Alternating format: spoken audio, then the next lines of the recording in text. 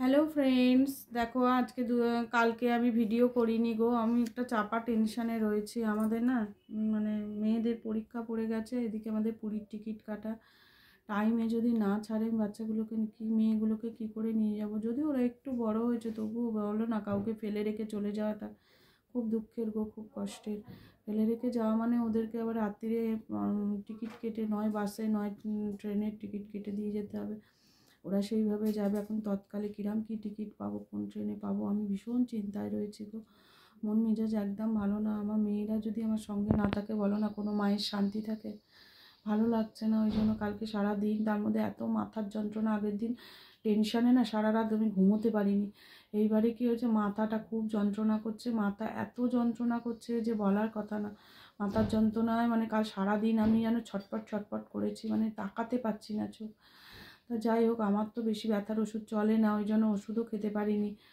ভালো করে ঠান্ডা গরম জল মাথায় ঢেলেছি, কোনো রকমে একটু মাংসের ঝোল আর ভাত করে খেয়ে আর শুয়ে পড়েছিলাম। আমি আর পারছিলাম না, আমার খুব কষ্ট হচ্ছিল। আগের দিনে কিছু তরি তরকারি ছিল, সেসব মিলিয়ে আমার হয়ে গেছিলো। তাই না আজকে যে কি মানে করছি ঠিকই, কিন্তু মনটা আমার চঞ্চল গো, ভালো লাগছে না। যতক্ষণ না ওদের একটা ব্যবস্থা করতে পারছি ততক্ষণ ভালো লাগছে না। মনটা একদম চঞ্চল হয়ে আছে, ভালো লাগছে না গো। ঠিক আছে, আর কি করব, সারাদিনের কাজকর্ম আজকে কি আর করব, তোমাদেরকে দেখাবো। যা যেরকম হচ্ছে সেরকমই তোমাদের দেখাবো। কি বলো তো, সত্যি কথা, একটা সংসারে মা হওয়া যে কি জ্বালা। যে না মা হলে জানো তো, মা সন্তানকে ছেড়ে মানে কোনো কিছু করার মানে মায়েদের পক্ষে খুব অসুবিধাজনক হয়ে যায়। সে বড় হয়ে গেলেও মায়ের কাছে সন্তানরা সবসময় ছোট, বলো না? সেই জন্য মানে মেয়েরা না গেলে আমার যেন মনটা ভালোই লাগছে না, জানো তো। মেয়েদেরকে সঙ্গে নিয়ে যেতে পারলে তবেই শান্তি।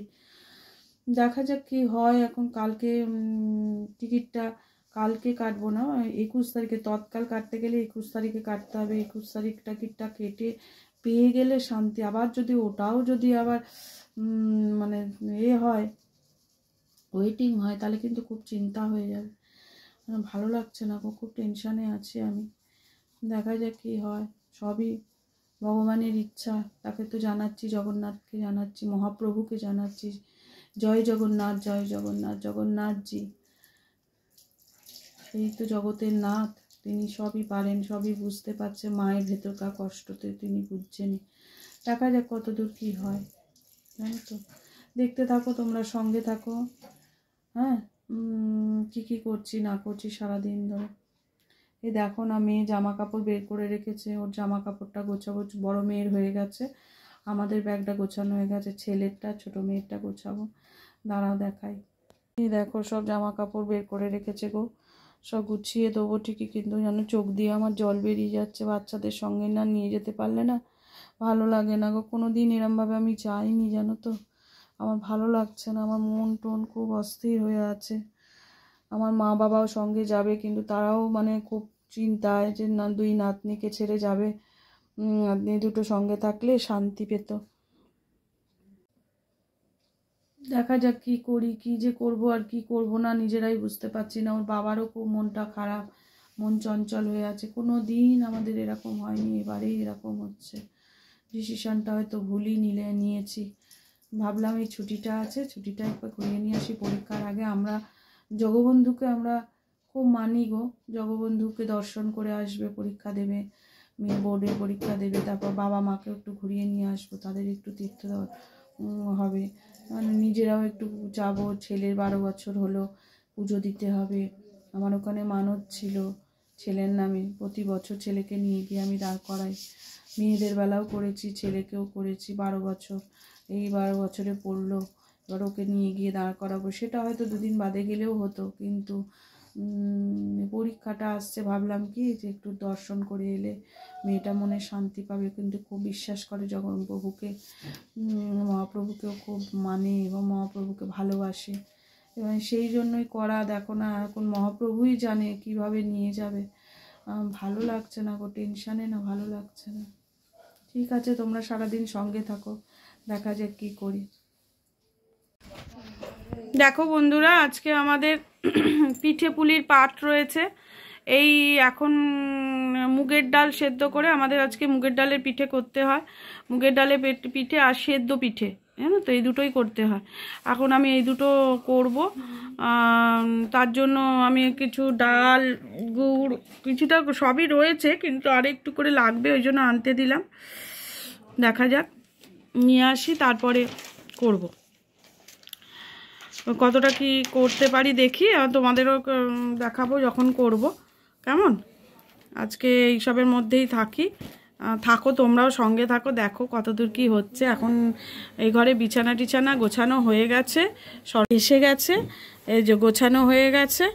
আর এখন তাড়াতাড়ি করে এদিকটা করে নিয়ে, আবার আমার তো রান্নার ভিডিও থাকে, তোমাদের বলেইছি, আবার রান্নার ভিডিওটা আবার দেখাতে হবে, তা তোমাদেরও দেখাবো কি করে কি করছি। সব মিলেই চলো কীরকম কি হচ্ছে দেখা যাক। কেমন? পিঠেটা গড়তে বসতে হবে, করব। এবার সব রেডি করে তোমাদের আবার দেখাবো। দেখো, এই শেপে দিয়েছি। এবারে আস্তে করে এটাকে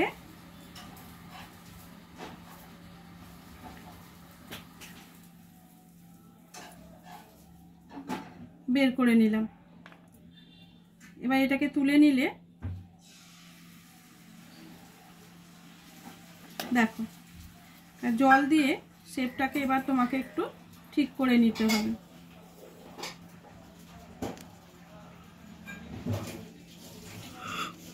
যে জায়গায় ডাল কম মনে হবে, আঙুলে করে করে এইভাবে দিয়ে শেপটাকে ঠিক করে নিতে হবে। দেখো শেপটা কত সুন্দর হচ্ছে। তোমাদের যদি কেউ দেখতে চাও রেসিপিটা, অবশ্যই আমাকে এতে জানিও, আমি লিঙ্কটা তখন পাঠিয়ে দেব। দেখো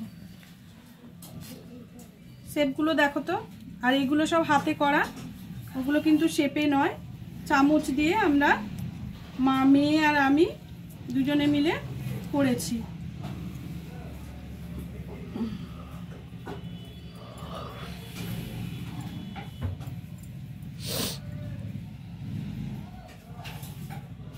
এবার কয়েকটা ছোট ছোট করব।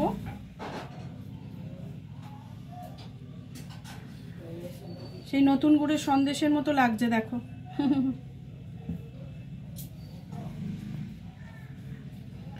ছোট্ট ছোট্ট, এগুলো সবসময় জল দিয়ে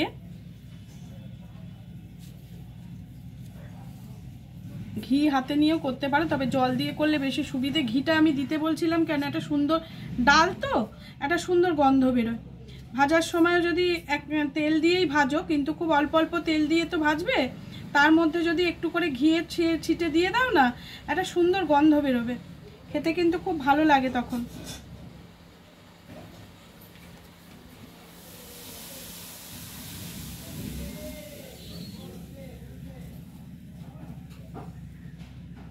দেখো বাতাসার মতো ছোট্ট ছোট্ট হয়েছে এগুলো।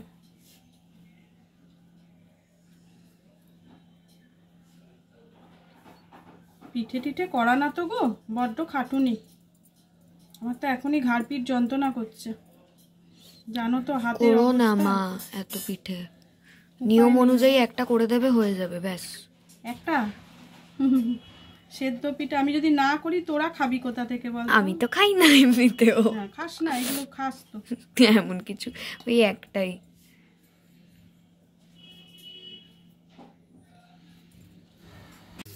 দেখো বন্ধুরা, আমি এগুলোকে এরকম হালকা আঁচে ভেজে নিচ্ছি, দেখেছো? এখন আর এই কটা বাকি, আর এই যে শেপগুলো তৈরি করেছিলাম ওগুলো ভেজে তুলে নিয়েছি।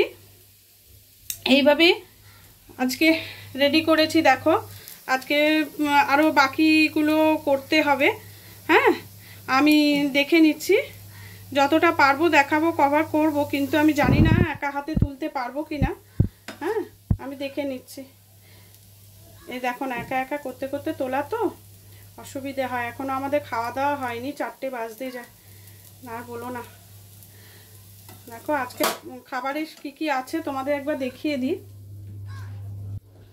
দেখো মেয়ে খাবারগুলো বাড়ছে। ডাল ভাতে, এটা মুগের ডাল ভাতে দিয়ে দে না থালায় থালায়। আর এখানে ভাত, বেগুন ভাজা, ডিমের অমলেট, আর একটু মাংস আছে অল্প। ছেলে মেয়েরা খাবে। মোটামুটি এই হয়েছে। আর পোস্ত আছে, পোস্ত আছে। এই হয়েছে আজকে খাবার দাবার।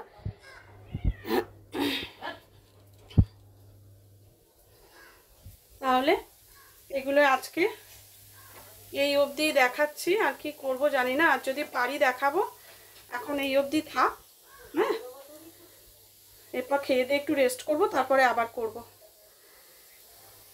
এখন রাখছি, আবার পরে দেখা হবে।